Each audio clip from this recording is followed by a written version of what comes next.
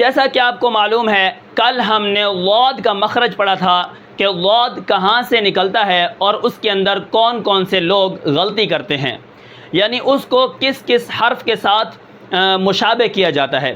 تو آج جو ہمارا سبق ہے وہ ہے ضاد کا اصل تلفظ کیا ہے، یعنی ضاد کی جو ادائیگی ہے وہ کس طرح ہے اور اس کی آواز کس طرح ہے، کیا دال کی طرح ہے، کیا رال کی طرح ہے، کیا ڈال کی طرح ہے، دواد کی طرح ہے یا ضاد کی طرح ہے۔ تو آج اس سبق کے اندر ہم پڑھنے والے ہیں کہ ضاد کا اصل تلفظ کیا ہے۔ تو یہاں پر میں آپ کو 5 ایسی باتیں بتانے والا ہوں جس کے اندر آپ کو یہ معلوم ہوگا کہ ضاد اصل میں کون سا حرف ہے اور اس کو کس طرح پڑھا جاتا ہے اور یہ کس طرح ادا ہوتا ہے۔ تو چلیے سبق کو شروع کرتے ہیں۔ یہاں پر دیکھیں نمبر 1 پر کیا ہے، یہ ایک مستقل حرف ہے، یعنی یہ ایسا نہیں ہے کہ آدھا حرف ہو کہ آپ اس کو دال کے ساتھ بھی جوڑ دیں، ضاد کے ساتھ بھی جوڑ دیں، ذال کے ساتھ جوڑ لیں، اس کی آواز کسی اور حرف کی طرح آپ تبدیل کر دیں۔ تو یہ حرف کیا ہے، ایک مستقل حرف ہے، جیسے دال، لال، رو، زا، سین کے ساتھ کوئی حرف نہیں مل سکتا، اسی طرح ضاد کے ساتھ بھی کوئی حرف نہیں مل سکتا۔ آپ اس کو ضا پڑھ رہے ہیں، آپ اس کو ذال پڑھ رہے ہیں، آپ اس کو دال پڑھ رہے ہیں، تو یہ ایک مستقل حرف ہے۔ آپ کو محنت کرنی ہوگی کہ یہ کہاں سے نکلتا ہے، اس کی آواز سننے میں کیسے ہے اور اس کو کس طرح پڑھا جاتا ہے، ٹھیک ہے۔ اب یہاں پر اس کے بعد کیا ہے، اس کا ایک اپنا مخرج ہے، یعنی یہ ایسا نہیں ہے کہ اگر اس کا مخرج کوئی اور ہوتا، یعنی جیسے دال یہاں سے نکلتی ہے، یہ تو دال تا، یہ زبان کی نوک اور یہ ہے ثنایا علیہ کے جو مسوڑے ہیں، یہاں سے کیا ہے جب ہم لگاویں گے تو یہاں سے تو دال تا نکلتے ہیں۔ اب یہاں پر اگر یہ اس کا اپنا مخرج کوئی نہیں ہے تو پھر یہ یہاں سے ادا ہوتا، اسی کے اندر آ جاتا، یعنی تو دال تا کے اندر ہی آ جاتا، تو یہ 4 حرف ہو جاتے۔ نہیں، اس کا ایک اپنا مخرج ہے، یعنی کون سا مخرج ہے، کل میں نے آپ کو بتایا تھا، یہ ہے حافہ لسان، یعنی زبان کی کروٹ جب اندرونی داڑھوں کے ساتھ آخر والی ان سے لگے گی زبان کی یہ کروٹ، تو وہاں سے ضاد ادا ہوگا۔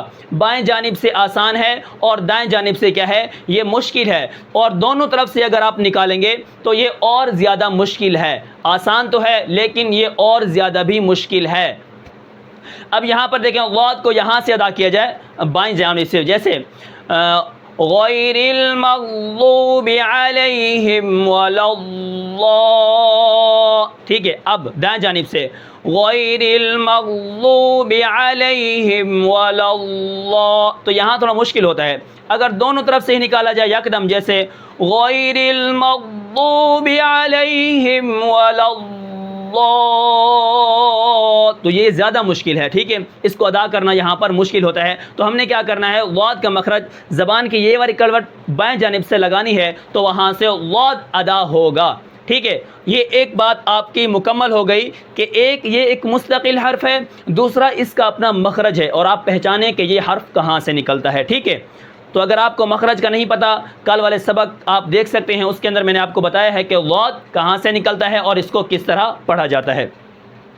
اب یہاں پر نمبر 2، اب اس کا اصل تلفظ کیا ہے، ٹھیک ہے۔ اب یہاں پر دیکھیں ضاد کا اصل تلفظ کیا ہے، یہ ایک سوال ہے، ٹھیک ہے۔ اب یہاں پر دیکھیں علم تجوید کی کتابوں میں یہ لکھا ہے کہ اگر ضاد کو اس کے صحیح مخرج سے صحیح طور پر نرمی کے ساتھ آواز کو جاری رکھ کر تمام صفات کا لحاظ کر کے ادا کیا جائے تو اس کی آواز سننے میں وا کے مشابہ ہے۔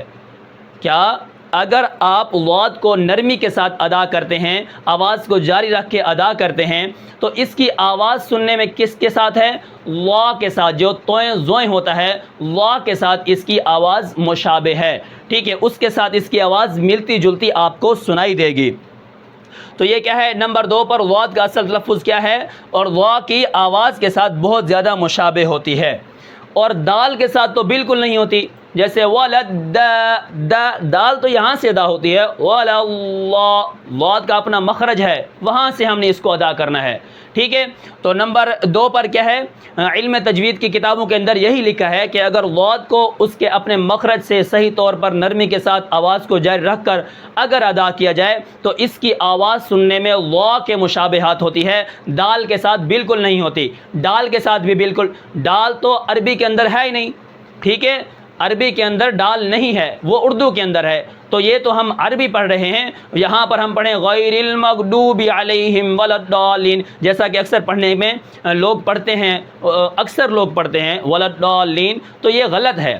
ان کو مخرج پہچاننا چاہیے کہ یہ ضاد کہاں سے نکلتا ہے اور اس کو پڑھنے کا اصل مقصد اور تلفظ کیا ہے، ٹھیک ہے۔ اس کے بعد نمبر 3 پر ہے اسی طرح خالص وا پڑھنا بھی غلط ہے۔ اگر آپ اس کو جو وا کے ساتھ تو مشابہت ہو جاتی ہے، آواز مل جاتی ہے، اور اسی طرح اگر آپ وا پڑھیں یہ بھی تو غلط ہے، جیسے غیر المغضوب علیہم ولا یہ بھی غلط ہے۔ آپ خالص وا بھی نہیں پڑھ سکتے کیونکہ آپ کو مخرج کا پتہ ہے اور آپ نے کوشش کرنی ہے۔ اگر کسی حرف کا مخرج معلوم کرنا ہو تو اس کا یہی طریقہ ہوتا ہے کہ پیچھے حمزہ لگاؤ، آخر میں اس حرف کو پڑھو، جیسے حمزہ ضاد، حمزہ ضاد زبر ال، اب جہاں پر آواز رکی ہے وہ اس کا مخرج ہے۔ یہ مخرج معلوم کرنے کا طریقہ ہوتا ہے، آپ سارے حرفوں میں یہی حربہ استعمال کر سکتے ہیں۔ اب یہاں پر نمبر 4 پر ہے وا کے مشابہات کیوں ہے؟ آپ بار بار یہی بات کر رہے ہیں کہ اس کی آواز سننے میں وا کے ساتھ ملتی ہے، وا کے ساتھ ملتی ہے، وا کے ساتھ ملتی ہے، تو آپ ہمیں یہ بھی بتائیں کہ وا کے ساتھ کیوں ملتی ہے، ٹھیک ہے۔ اب اس کا جواب کیا ہے؟ نمبر 5 پر کیا ہے، اگر کسی ماہر قاری کی اگر آپ سماعت کریں گے، اس سے سنیں گے جو مشاق ہوتا ہے یعنی مشق کرنے والا، تو اس کی آواز سننے میں وا کے مشابہات ہوتی ہے، ٹھیک ہے۔ تو آپ کو اس حرف کی اب سمجھ آ گئی ہوگی کہ اس کا اصل تلفظ کیا ہے اور اس کو کس طرح پڑھنا چاہیے۔ دال بالکل نہیں پڑھنا چاہیے، اگر آپ دال پڑھیں گے حرف تبدیل ہو جائے گا، مخرج تبدیل ہو جائے گا۔ اسی طرح اگر آپ وا پڑھیں گے تو اس سے بھی کیا ہے، یہ تبدیل ہو جائے گا، مخرج تبدیل ہو جائے گا۔